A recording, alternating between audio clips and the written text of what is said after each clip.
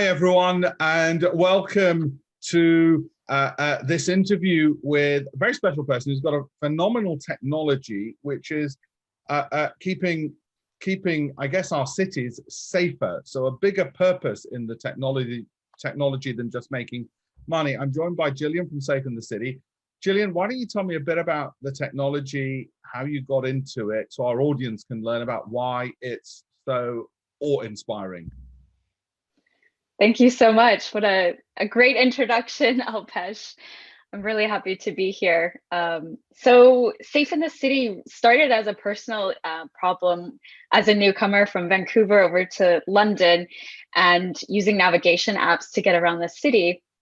But I also found that the technologies I was using, the kind of standard Google City Mapper, didn't necessarily have my safety in mind when I was traveling.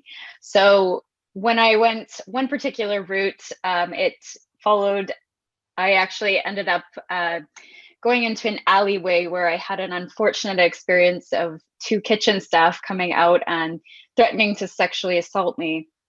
Luckily, I got out of that situation, but I saw the opportunity of if I could leave a heads up to someone, a marking of some sort, that this had happened to me, because there's so many other people who are taking a similar route to me in this central London location, and how that information could be so powerful, driven by the citizens and demanding about where we could actually make change and how technology could start representing a lot more of our experiences through our day-to-day journeys.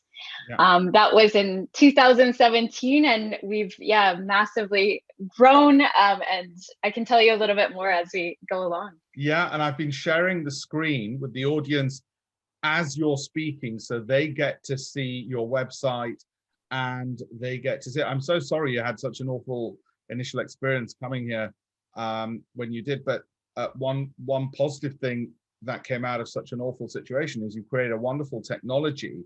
And what I want to ask you about is, of course, instantly everybody will relate to the problem you're trying to solve. You've actually managed to do that through the tech. You've managed to do that, and as you can see, through the BBC, TechCrunch, Evening Standard, Forbes, The Times, it's caught the public's imagination. Have you been surprised at the need and demand for the app, or is it something that you thought, well, of course, it's so obvious people would need it? So many people have said actually the opposite. They're like, I can't believe this doesn't exist yet. Like, why hasn't this been created? And it's one of those things that I think we get used to, the technologies that are standard, that don't necessarily have kind of a safety lens and aspect on it, or have a certain message towards a certain group, which we started very much around women's safety and these normalized experiences of catcalling and sexual harassment, as you could see reported here, that do impact our journeys, do impact the economic areas and where we choose to live and work and how we journey through these spaces. So it actually is something that I believe people have caught on. It clicks right away when we have said it. And when we launched, it was around the #MeToo movement. So there was this enormous amount of people coming together to say, hey, this has happened to me, whether men, women, any other gender. It's something that lives under the belly of a lot of our experiences of the city, and bringing that to light and applying a lot more of a preventative way that we can strategize and solutionize is part of that. And the other thing is, the obvious thing that comes to mind is, of course, could be incredibly useful for law enforcement or community police officers if they're aware of where some of the problems are, to help our society feel safer as well. Have you been engaging with law enforcement as well? Yes, very early on, one of our team members was a retired police officer, who worked in strategic risk and the data insights. So we have partnered with the Metropolitan Police in London, so we can share those aggregated insights like you were seeing on the website. So they know these other types of offenses that are happening that may not always be crimes, but certainly impacting the safety and well-being of people in those areas, and how they could also bridge that with other community initiatives to help more people be engaged in each other's safety. So yes, police force and government is very key to this.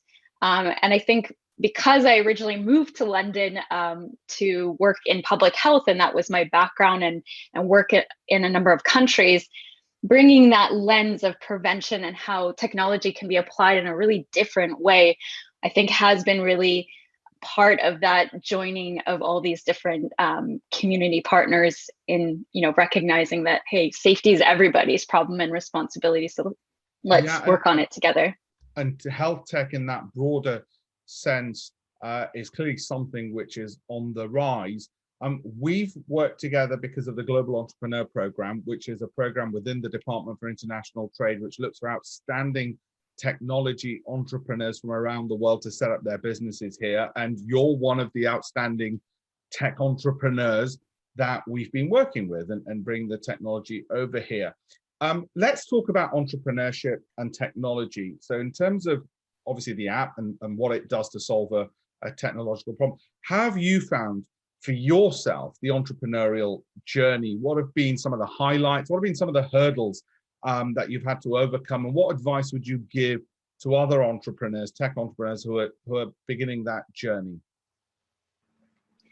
Yes, the GEP for short has been so amazing, and Alpesh, you've been great champion of our work, as well as so many other people to name. Judith Milan was one of our deal makers at the start, and really helped us secure kind of a permanent place in the UK so that we could, scale our technologies. And again, we are now in Europe, and we're looking at other places. So they've been very instrumental with our growth. For being an entrepreneur, I think in some ways it becomes an accident. It was an accidental kind of falling into, as I mentioned before, I was in public health, and it was only because of that lens of kind of data and prevention and how we could use technology in that way that really pushed me. So I would encourage people not to be kind of, I don't have a background in technology, I've never learned how to code. There's so many opportunities and people to build that within your team to make something possible and tangible. I think by kind of taking that big leap, which I did, I did kind of shift careers. I didn't know many people in the UK when I landed here. It really was kind of going in the deep end, but I think in some ways that naivety and just driven by passion and figuring out this problem and dedicating kind of my life's work to it was part of that cementing. And I think people have recognized, okay, this person isn't going away. Let's figure out how we can kind of support, especially in the early days, and what it's advanced to now, which Safe in the City is not only an app. We've now introduced our i3 intelligence platform, so integrations with other mobile technologies that can offer safety functionality as people are connected to their devices in public spaces. So I would say that there are some challenges with being a woman in tech, and being someone that's non-technical, at least in terms of coding experiences. That definitely could create some barriers in terms of maybe the rooms that you're sitting into, the types of questions or even experiences such as sexual harassment that you might face in these rooms.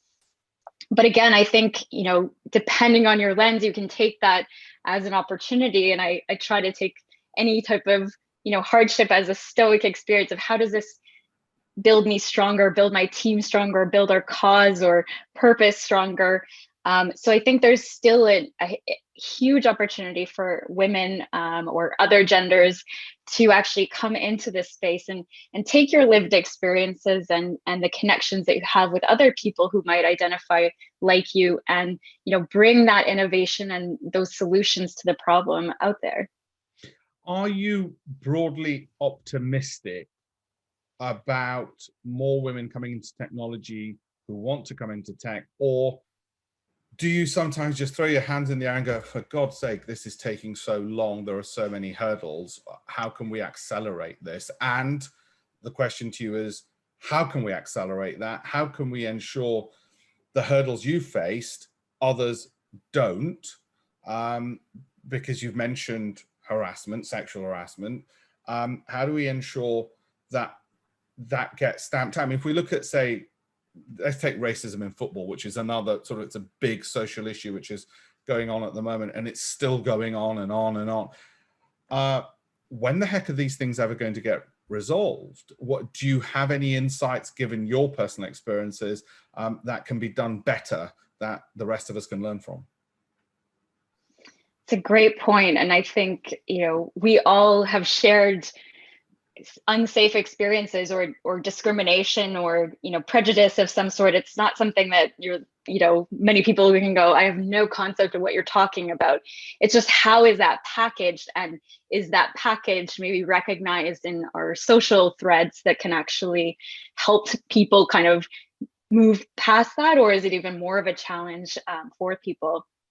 So I talk about this in my TEDx Equality by Design, and that, again, I think technology with that design of equality can really unlock the power and wisdom of the crowd, because we are a lot more similar in our experiences than we are different, and we do need certain, you know, basic needs like safety. But I think in terms of one of the great things that GEP offers is, you know, a lot of different ways that you can get involved. And I am part of the Female Founders Advisory Board. So we have talked to, you know, the Permanent Secretary General of State about some of these issues around sexual harassment, around VC investments, around, you know, again, kind of some of the day-to-day challenges that we might have, whether coming from a technical or non-technical background. So I think representation and being out there is really important. And, you know, I do really try to do that through my own activities online, you know, because there often are these idealized kind of notions of like, that can't be me, I couldn't do that. And, you know, we do need to continuously push that message that yes, you can, and there's more opportunity than there ever has been, and it will continue to move that way. So really encouraging and opening doors for people who need to be in the rooms when you are in the room, and maybe you are one of the few people who you identify with, or that you think needs to have more, you know, voice in that room. So that's some of the advice I would give. No, I think that's incredibly important, that you're willing to be at the forefront of that and be a voice and speak up and speak out. Of course, on the flip side, you have people who, and I know, and I found it more amongst women than men, and there's research to suggest why, that will be the success story, and they'll push their husband or they'll put the male partner to do the talking, partly because they're not so comfortable, whatever the reasons are. And of course, the downside of that can be that it perpetuates the problem that you've mentioned, that people don't realize, actually, that can be me, that I could actually be running that business, because I think that representation part is important. I think, and I'm sure you do, you know, when you're coaching others and showcase, you know, being a role model for them doing it. Obviously, you've got to run the company at the same time, and that puts a lot of burdens on you. What are your ambitions outside of the company? And we'll come to your company ambitions in terms of the other work that you do in sort of on the equality side. What are your ambitions there? Thank you. That's a great question. And I try to take a longer term view. And maybe this is another piece of advice. You know, entrepreneurship can feel very condensed, and you only have a couple years, get that investment, get that money in. And of course, that is needed for a lot of different reasons. But there isn't necessarily, to in my opinion, a failure of starting something. Those connections that you made, that, you know, those achievements that have been accomplished, there is always, you know, a trail of success if you want to view it in that way. But in terms of some of the things that I've started on and I want to continue through my career in entrepreneurship, is actually, again, relating back to the GEP, is being able to do a lot more public speaking opportunities. One event was the Warsaw-London Bridge.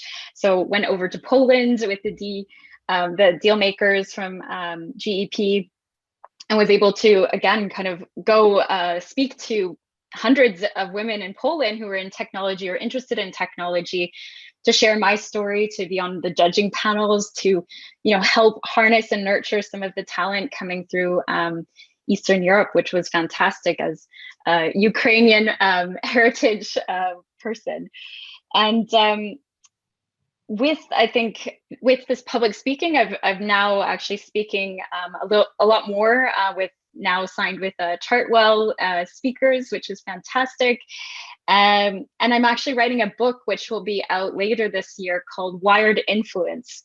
Now this has a focus particularly, I think, in the changes that we faced during COVID, of being even more reliant and you know, addicted or under the influence of technology, and how we really do need to be aware of how the industry is moving in particular directions, whether it's business models that are looking at kind of meta personal data and packaging that without maybe users' consent, whether it's, you know, our own mindfulness and practices around technology use, and how we can work better and leave a better digital footprint on, you know, what we want to create later down the line. So those are a couple of the things that I do. I also have dabbled in a cooking show over COVID. Wow. I have. And you run a business. And that, yes. And I do some coaching as well for mostly female founders in earlier stages. So I do keep busy, but they all, for me, stack on top of each other. Yeah. In that, again, I want to create a technology company that isn't necessarily, it's not predatory in its commercialization ways. And I want to put a really hard stance on that. You know, I do want to coach, because coaching does allow me to see a perspective or recognize a growth area that I've achieved, when sometimes you're in the zone and you don't see it. And speaking to get more of the messages out, you know, related to women in tech, related to leadership and influence, related to, you know, travel and kind of globalization. Yeah. Keep busy. You know, you've reminded me of something. I wrote a book with my sister for women entrepreneurs about 15 odd years ago, a very long time ago. And there's a lot of research in there, and I've updated the research recently, because I was looking back at that, and in the last few weeks I updated it. And you'll know this, on every single metric, women tend to be underinvested in. In other words, it's harder for them to get capital, whether in absolute terms or pro rata, than men. They are less likely to get angel funding, venture capital funding, and they get less pay for the same work on a whole bunch of metrics. Yet, the data shows female-founded companies employ more people, are more profitable, and give a greater return to investors. So there's this massive gap between what economically makes rational sense, which is fund women, yet the venture capital firms tend not to, and the data is quite stark. When they back companies with at least one woman on the board or female founded, the returns for the VC firms improve, they increase. And it's hard to deny causation there. How did you get capital? How did you overcome those hurdles, those additional hurdles that you faced on top of the regular hurdles of setting up a technology business? Yeah, it's a great question. And we haven't formally raised a round yet. So we've been really creative with how we've been able to acquire investment. We've ran 2 successful crowdfunding campaigns. I've obviously made some big personal investments myself financially into the company, as well as some team members. We've also received several grants and stipends to kind of launch. We recently with Vodafone, or in Berlin, or 2019 to launch in that city. So we found different ways. We're looking at some convertible debt loan structures. And we have commercialized a lot faster because of that, which I think is a good thing in the long run. And that, we might be a little bit older in terms of our startup age, but we've actually really done the hard work. We've held on to control, because when we have been in rooms before, it would be, oh, great, let's turn this into that direction, which I wasn't comfortable with. And, I'm still very glad that I made that decision. But as I mentioned, kind of some of the other activities, it is about diversifying your portfolio of investments, and all of those that I mentioned kind of do feedback not only in terms of financially, but also in terms of personal growth and professional growth. So I see it as a win-win. But we do, are looking later down the line, maybe in the next year or so, about how we could, engage the right investment, whether it's VC or angels, to take us to the next level and move us a bit faster. But I do see that there is some change, and I'd be interested to hear if you think it's more of a PR kind of, we want female founders, or if there's a genuine, change that you've seen in the figures of more investment going in. I think because of the hard data, which really puts pressure on, say, the VC firms to, when they look at the hard numbers, and it's like, well, how come you're still investing in all male groups when it's clearly the case that you could get better numbers by having more female founders? I think that means it's not just cosmetic. And to the extent, my view is always, to the extent things are cosmetic, fine, as long as we're benefiting and it does the right thing anyway, and then we'll win them over from the inside once they've invested. So I don't even mind the cosmetic part, but obviously I want it to be genuine and heartfelt and people to buy in.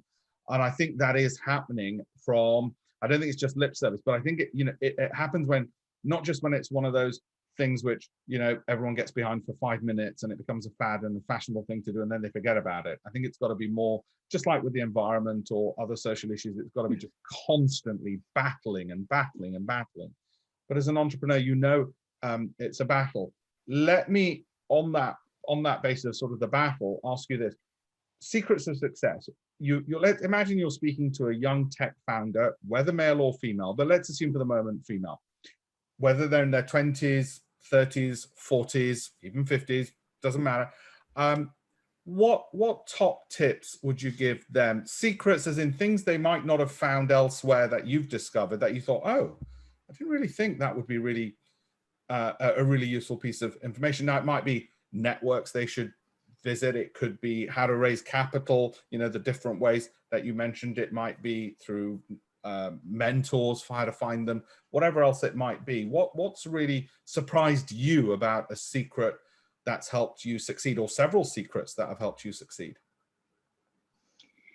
Certainly, one of the first steps that I really think, and I would recommend for anyone getting started as an entrepreneur, is to go into the communities with other entrepreneurs, surrounding yourself with other people who are doing different things, potentially, most likely, but are making it happen, really does actually show you that there is a possibility. You might go, oh, well, that's, my idea might be a little bit more well thought out, or, I'm, maybe older or have more experience or technical skills here. And it's not a negative kind of comparison, but it is a recognition that you can do something similar. And I think that's why the importance of role models is so important. But building in that community, that entrepreneurial community, and I would recommend going into a lot of different types of communities. Don't just, if you're a developer, don't just stay in a development community. Like, go speak to the UX people, go speak to marketing, like really diversify the types of entrepreneurs that you're exposed to, and different skill sets. I think there's such a wonderful concentration of resources, whether in London or the UK. There's really so many, if you really look into, and we've really benefited from so many different programs, including GEP. The Mayor of London has a great program, London and Partners, and we've graduated from the international program as well. So there's ample resources if you put the time into it. and take it step by step. It can be really overwhelming, and I think at the beginning I really put on the back burner my personal well-being into that kind of rush and maybe a bit of a rat race that I was following other people in that footsteps. Like, I gotta work 16 hours, I gotta cut down on sleep and social life and family time. And I really, over this time, I have made that a priority. And no matter what, if you're looking at the short term or the long term, if you lose your health, whether that's your physical or mental health, your company is not going to run well. Your team is going to fall apart. There's no benefit of hurting or burning yourself out in the process. So always put your well-being first, because that will actually give you space to think more creatively about problems, to digest and not be reactive to different problems that you might be facing, and I believe set a better culture for your team to be in it for the long run. I love that. I mean, that's you can see that's the insights of somebody who's actually done it and lived it. And I think it's inspiring to everybody listening to that as well. Jillian, the clock has beat us.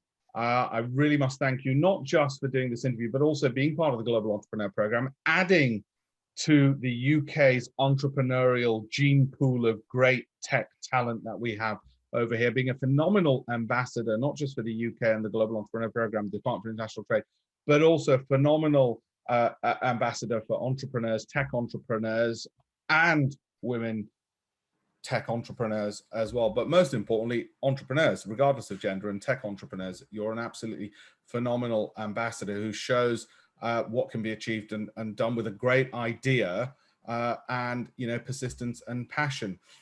So I just want to say thank you to you. Any closing remarks from you? I would just recommend, if you haven't downloaded the app and you're feeling that you want to look at a safer route, then check us out at safeinthecity.com. And if you have a platform that you're thinking, hey, my dating platform or this delivery service could really benefit, then get in touch with us so that we can help equip you with the information to get people safe. And yeah, reach out on LinkedIn if you want to connect. I know. And then just thank you, Alpesh. Thank you for using your great platform to profile people and champion our younger work in the process. Thank you so much. My pleasure. No, it's been an absolute pleasure. I have to say, the delight's always mine when you're dealing with great entrepreneurs, because it really energizes those of us with grey hair when we see the energy from entrepreneurs such as yourself succeeding. It really reinvigorates. So I assure you, we get as much out of it as you do, and the successes that you've had. So yes, I absolutely encourage the audience, please do connect with Jillian on LinkedIn. Do download the app. It's phenomenal. Even if you think, hey, I've never had any issues. Actually, please look, download it, review it, see how useful it is. That all helps the algorithms and getting the message out there, and it'll help reach other people. Please promote it and let other people know that it exists as well, because you're helping a tech entrepreneur, you're helping keep society safer as well. So for all those reasons, really happy to be doing this. Thank you so much, Jillian, for agreeing to this interview. Thank you. Thanks, Alpesh.